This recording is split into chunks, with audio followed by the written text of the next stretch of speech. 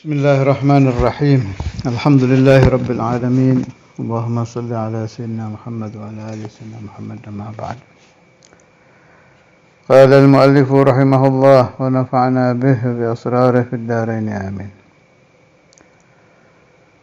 Wa qila li ba'dil hukama, dan ditanyakan ke sebagian orang-orang ahli hikmah, orang-orang bijaksana.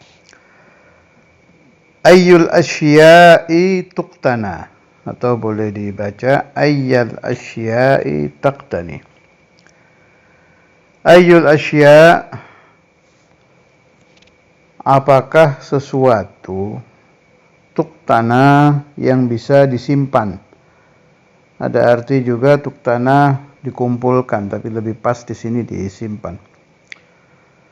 Qala, menjawab ba'dul hukama, al-asya'u allati idza ghariqat safinatuka sabahat ma'aka, ya'ni al-ilm.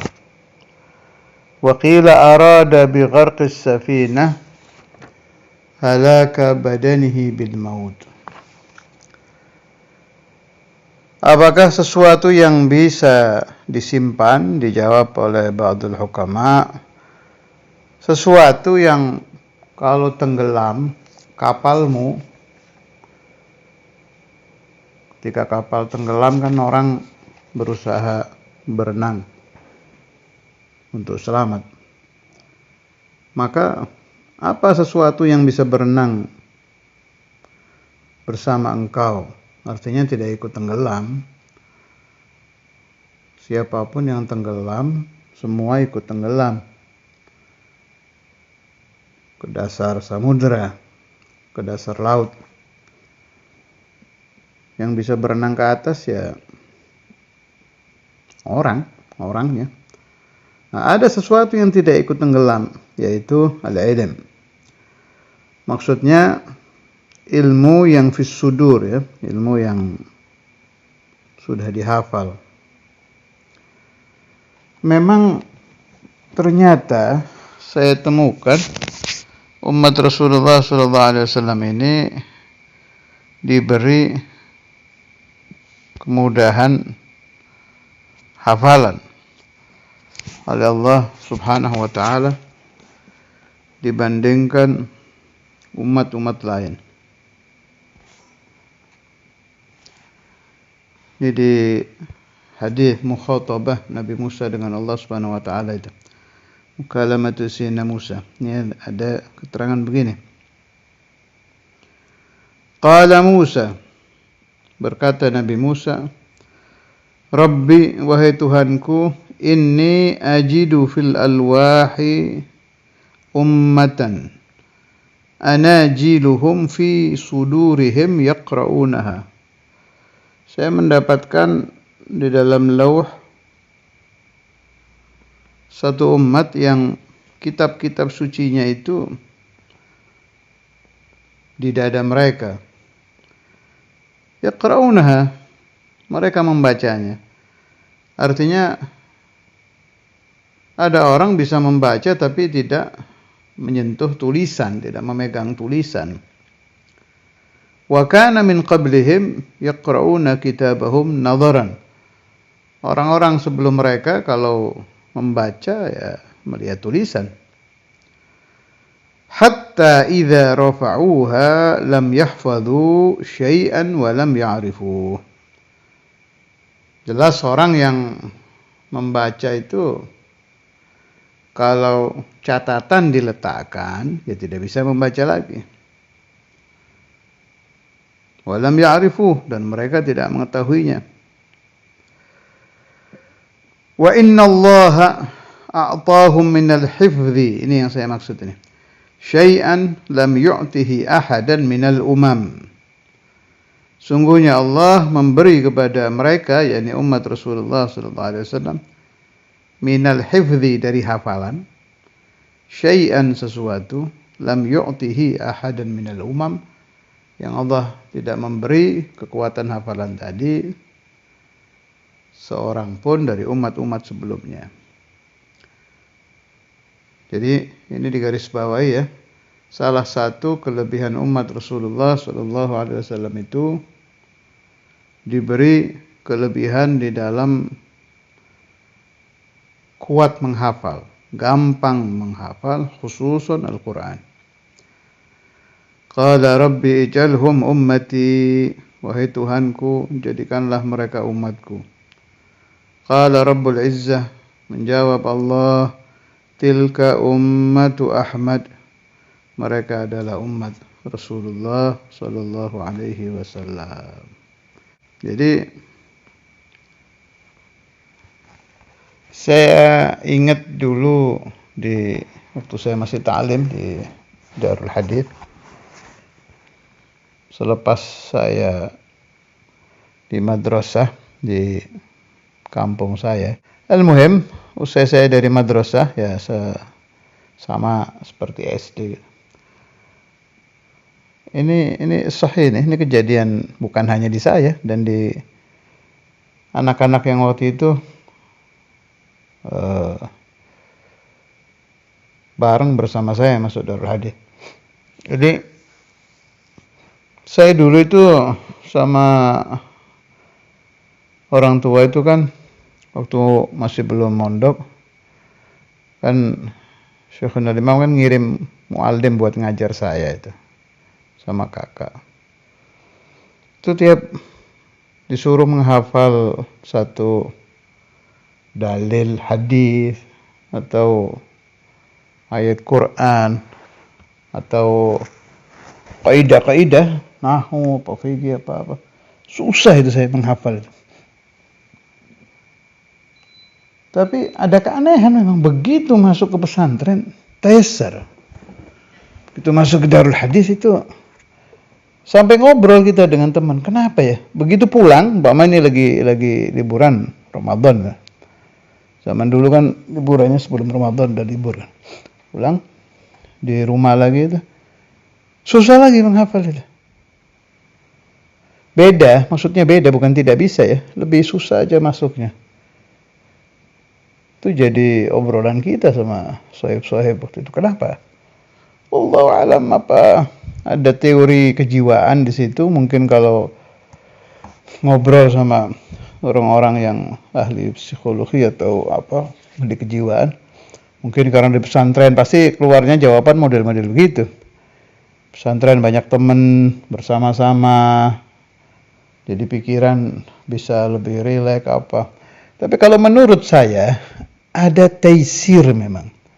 Satu, kita umat Nabi Muhammad SAW ini begitu syahida la ilaha illallah wa anna Muhammadar Rasulullah. Lah kalau kita tidak perlu syahadat lagi yang sudah dari kecil muslim.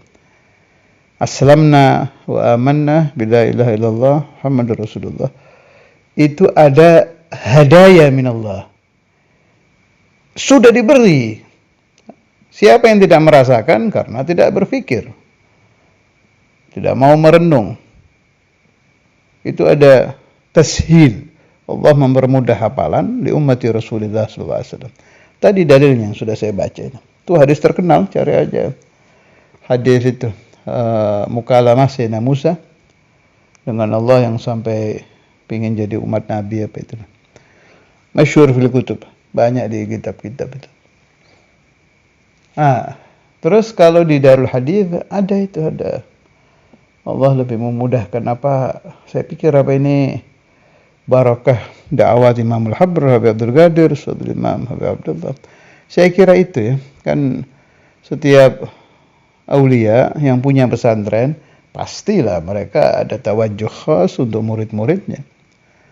Mendoakan mereka gampang hafalan, terjaga dari dosa, wa yaghfir dzunubahum, memberi manfaat ilmu, itu pasti kan, namanya santri kan pasti didoakan Syekh. Saya kira itu. Ada share gitu loh, setiap pesantren itu. Asal pesantrennya aulia ini ya. Jadi al-farqu baina tempat belajar yang disebut pesantren, salaf, yang saya maksud salaf, itu ada share yang tidak didapat di tempat belajar yang bukan pesantren salaf. Wa inkan kitab yang dibaca sama. Masalan, Kitab hadisnya Arba'in Nawawi, fikihnya Safinah, nahunya Jurumiyah umpama. Kita baca di Darul Hadis, menghafal di Darul Hadis. Terus kita umpama kuliah di salah satu universitas Islam. Taruh kitabnya sama. Ini orang yang pernah ngalami dua-duanya bisa membedakan. Mulai dari Tashilul Hifzi, lebih mudah menghafal di Darul Hadis. Terus rasa unus, enak gitu baca kitab tuh. Itu nggak akan didapati kalau di tempat-tempat yang bukan mahalul aulia. Kemudian apa lagi ya? Adwaq ketika membaca kitab. Itu di pesantren kuat, kalau sudah di rumah beda itu. Ada dzuk, ada rasa itu. Apalagi kalau yang dibaca kutubut tasawuf. Wiridnya gitu. Negara al-aurat, saya kan baca rotib di Darul Hadis, pernah saya mondok sana kan. Tahu, saya mondok juga sama anak-anak, bukan di dalam kan, sama anak-anak. Tahu rasanya. Baca rotib di rumah, beda. Begitu juga waktu ini saya bahas penting supaya orang tidak punya kaidah begini. Apa bedanya? Kita ingin bisa baca kitab, udah belajar aja di sekolah. Mal farqu, apa bedanya? Kitabnya yaitu Ja Zaidun di sini, Ja Zaidun di sana, Ja Zaidun. Enggak, beda. Yang bisa ngomong orang yang dzaqa, pernah merasakan di sini, pernah merasakan di sana. Baid. Al-aurat gitu. Ada juga pembahasan dari siapa? Belum lama saya dengarkan. Bahas ini persis yang saya bahas ini. Jadi saya nggak nyebut nama, nggak nyebut tempat, yang nggak enak, orang yang terkenal masih hidup. Jadi beliau membahas bedanya orang ngaji kitab di pesantren salaf dengan di pesantren salaf juga, tapi yang ada universitasnya, ada pelajaran umumnya. Beda. Karena itu siapa-siapa yang ingin mempelajari ilmu Rasulullah sallallahu alaihi wasallam lafzan wa ma'nan wa dzauqan, supaya ngajinya di pesantren yang assasahu arifun minal arifin. Jadi alim rabbani, bukan alim biasa saja ya. Kan orang alim ada dua kan? Ada alim rabbani, ada alim saja. Kalau yang di pesantren salaf ini ada ilman wa ma'nan wa dzauqan. Ilmunya, makna sampai faham, ada adwaq di sini nih. Ada rasa. Solusinya bagaimana? Ada kan orang tua dan santri yang nggak bisa, saya harus sekolah umum juga. Silahkan, saya cukup dewasa untuk memahami itu. Ya, kuncinya Anda ingin tahu, selepas dari sekolah campuran tadi, udkhulit thariqah. Dari nol lagi. Kalau yang di pesantren salaf itu sudah bertarekat tanpa terasa kan. Orang dakhal Darul Hadis itu tanpa dia rasakan, dia sudah thariqah itu. Wardul Latif dibaca, urad ba'da shalah, malam ratib, qiyamul lail, ya Rabbi alim, itu sudah thariqah itu. Iqraun ya Rabbi alim al-hal, tawassulat. Tanpa mereka sadari, dakhalu thariqa al-ba'dawi. Sama orang yang dakhal Ma'had Syed Muhammad bin Ali al-Maliki, kayak Darul Hadis kan, pesantren salaf, atau Ma'had Habib Umar bin Hafidh, Ribat, sama itu. Jadi sudah masuk thariqah tanpa mereka sadari, hanya belum di bi'at aja, tapi sudah jadi salik. Ini ghairi syu'ur. Wa huwa al-ahsan min nahiyatis safa. Orang yang yasluk tanpa sadar bahwa dia salik, tanpa sadar bahwa dia sudah mengamalkan thariqah, itu lebih bersih hatinya daripada orang yang belum apa-apa itu sudah ijtama'tu bi wahid. Saya pernah kumpul satu orang, hadahullah ta'ala, dakhalat thariqah waftakhar. Sampai nggak habis pikir saya, kok bisa itu Orang masuk thariqah itu untuk membersihkan ujub, riya, kibir, dan lain-lain. Ini yaftakhir bi annahu min ahli thariqah. Saya sudah dibeat, saya. Dulu. Kok kalimat Fir'auniyah muncul? Ana. Al-Imamin ada. Terutama ini taksis dari Imamul Habr ya. Ustadzul Imam kan ngikuti manhajnya Imamul Habr untuk Darul Hadis. Itu santri khususan yang Ayyamul Imam Al-Habr ya. Sebab Ayyam Ustadzul Imam kan santri juga ikut dibeat kan di majelis thariqah. Kalau Ayyam Imamul Habr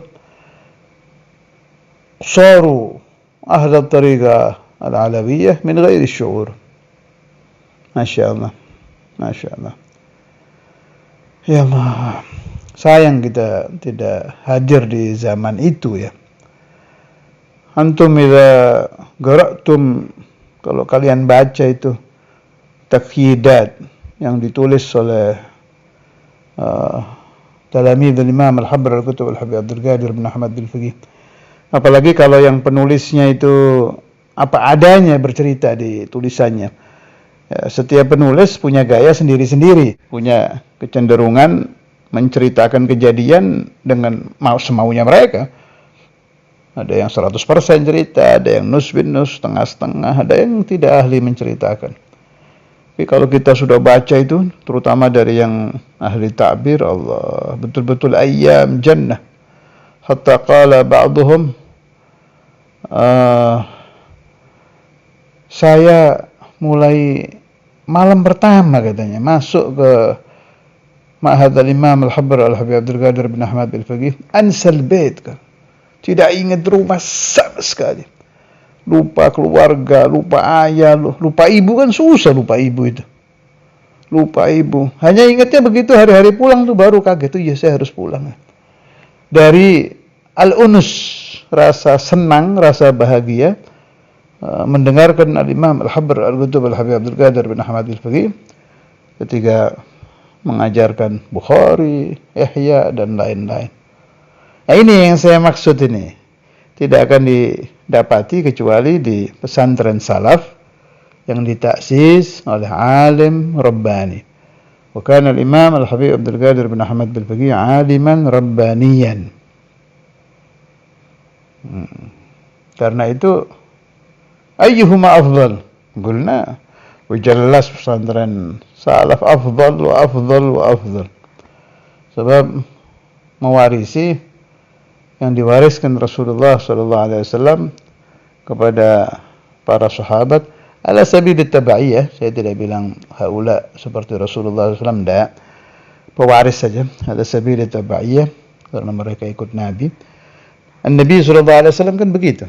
Kalau mengajarkan hadis dan Quran, ilman wa ma'nan wa dzauqan. Tiga-tiganya dapat. Ditambah lagi an-nazar ila wajhi Rasulullah sallallahu alaihi wasallam. Sudah sering saya bahas kan. Sambil ngaji kan sahabat itu ngelihat Nabi. Kalau yang tidak bisa melihat karena karimul ain, berkumpul dengan Nabi itu 1 detik saja. Maqamatul auliya udah habis dapat mereka. Ila a'la nihayati maqamatil awliya. Itu enggak bisa kita tiru kalau itu.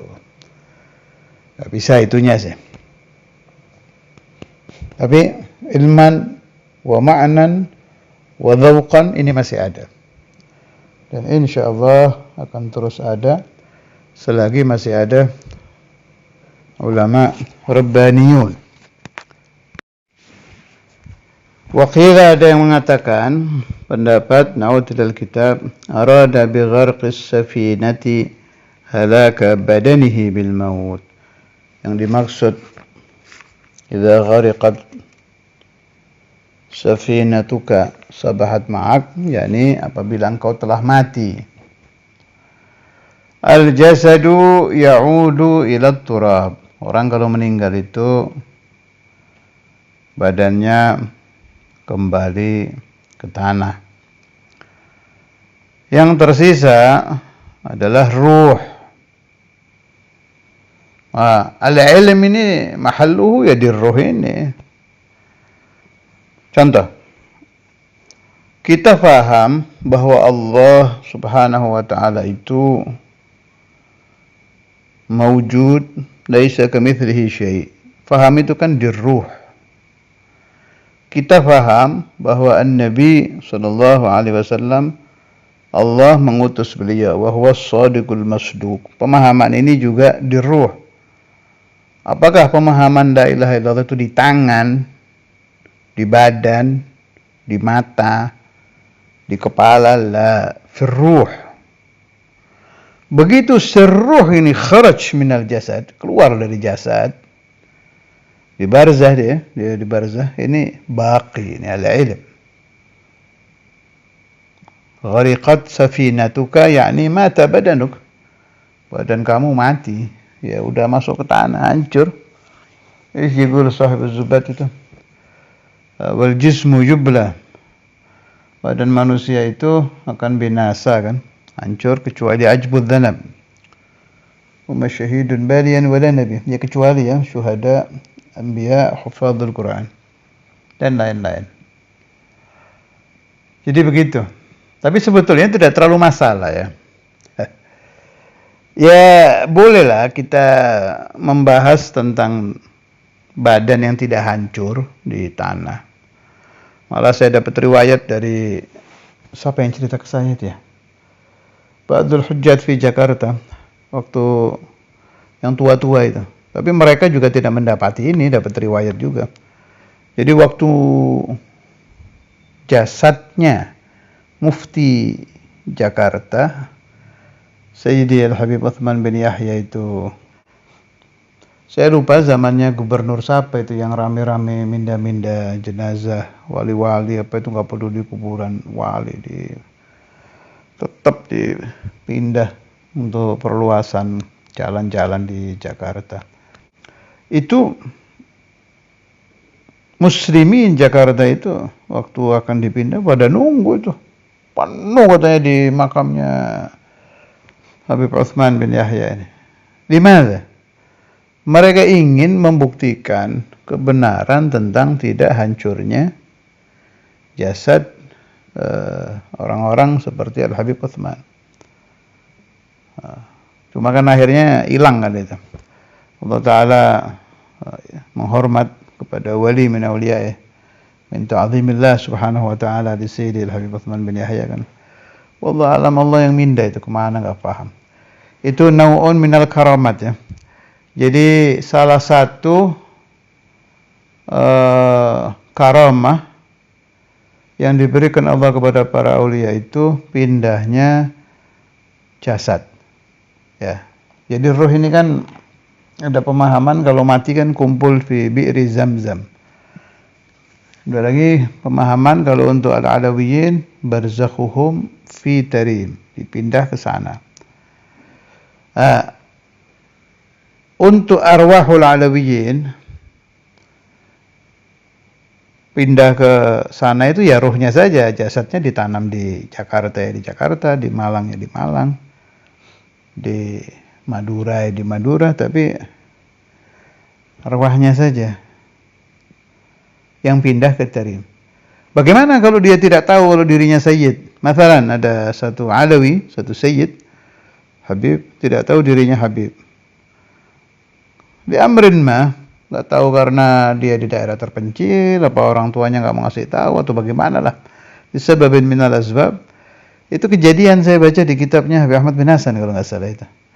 Kan ada itu yang begitu mati ini si Sayyid, wahumahu dari, dia tidak tahu kalau dia Habib. Keluar rohnya, dijemput sama arwahul habaib, dibawa ke Tarim. Bawa ke Tarim, di sana lebih banyak lagi yang nunggu itu di barzah sana, barzah Tarim. Bingung dia, siapa ini? Wahu diterangkan di kitab itu, si roh ini, roh Sayyid yang baru mati ini tidak tahu bahwa haula'il alawiyun keluarganya. Jadi nggak ada urusan, orang ngerti nggak ngerti sudah rezeknya begitu. Wa marwahul mu'minin, ada keterangan dibawa ke bi'ru Zamzam. Itu sekedar yang saya tahu. Wa amma Al-Habib Sayyidi Al-Habib Uthman bin Yahya, Itu yang dipindah sama Allah Ta'ala bukan hanya roh beliau sekaligus dengan jasadnya. Kalau kita kembali ke kaidah arwahul alawiyyin ke Zambal, ke barzah tarim, ya berarti ke sana.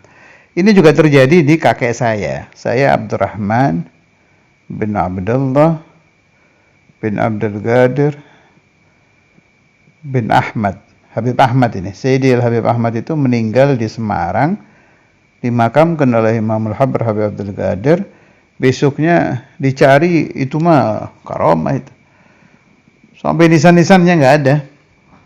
Udah tanahnya udah rapi lagi, udah nggak ada itu. Saya dengar dari Ustaz Imam Habib Abdullah Sayyidul Walid, Sayyidul Walid Al-Qutb Habib Abdullah bin Abdul Qadir. Udah ya, kembali ke pembahasan. Tapi buat saya nggak ada masalah itu. Mau ini selain anbiya, mursalin dan aulia salihin yang memang diberitakan oleh Rasulullah SAW jasadnya tidak hancur. Ini buat kita nih.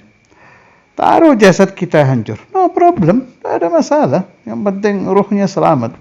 Kita ini kan diciptakan menjadi awam. Ya sudahlah, terima nasib. Nahnu minal awam. Kita tinggal usaha biar ruh kita ini yang khuliqalil abad, yang abadi ini kan ruh. Ini biar selamat fil barzah, selamat fil akhirah, selamat di mahsyar, kumpul dengan orang-orang yang ahli selamat di mahsyar, ma'al auliya wal ulama was salihin. Di hisabnya biar lolos tanpa hisab, di siratnya biar cepat sampai. Pokoknya salamah di dunia wal akhirah. Itu aja yang perlu dipikir. Kalau jasad itu nggak ada urusan, pasti bakal hancur. Tidak apa-apa hancur. Memang sudah resiko kita sebagai awam ya begitu itu. Nah, kalau ruh nggak selamat ya ini bahaya ini.